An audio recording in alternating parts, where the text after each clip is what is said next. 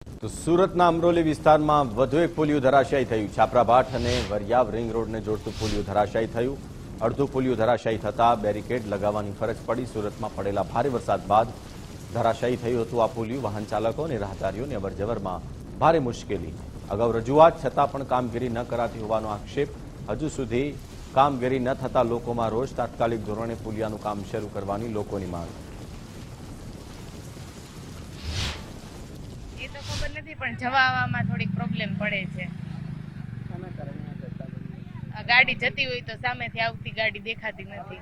આ 15-20 દિવસ પહેલા બની છે આ ઘટના અને હજી કોઈ અહીંયા રિપેર કરવા જ નથી આવતું, પણ જોવાય નથી આવતું। કમ્પ્લેનો પણ થઈ છે પણ કોઈ આવતું નથી, બરાબર। હવે ગયા વર્ષે એક છોકરું ગટરમાં પડી ગયો તો એનો જીવ ગયો। આમાં કોઈક પડી જાય છે ને કોઈનો જીવ જાય છે તો જવાબદાર કોણ રહેશે? આ રિપેર કરવું પડે, તત્કાલ ધોરણે કરવું પડે। હવે રિંગ રોડેથી હાલવામાં કેટલી તકલીફ પડે છે, ત્યાં બધા ટ્રક હામાં મળે છે, ત્યાં બી જીવનું જોખમ છે।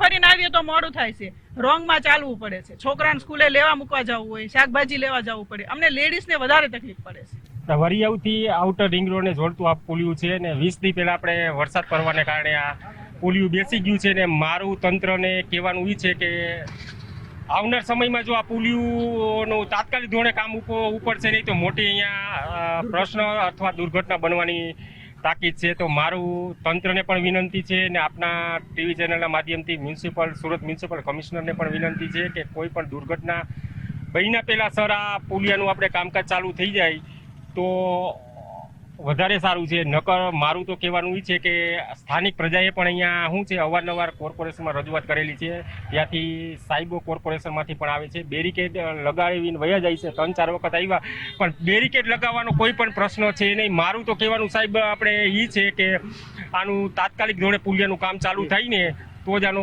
પ્રશ્ન સોલ્વ થશે, નકર મોટી દુર્ઘટના થશે। અવારનવાર બધી રીંગુવાળા મ્યુનિસિપાલિટીમાં રજૂઆત કરે છે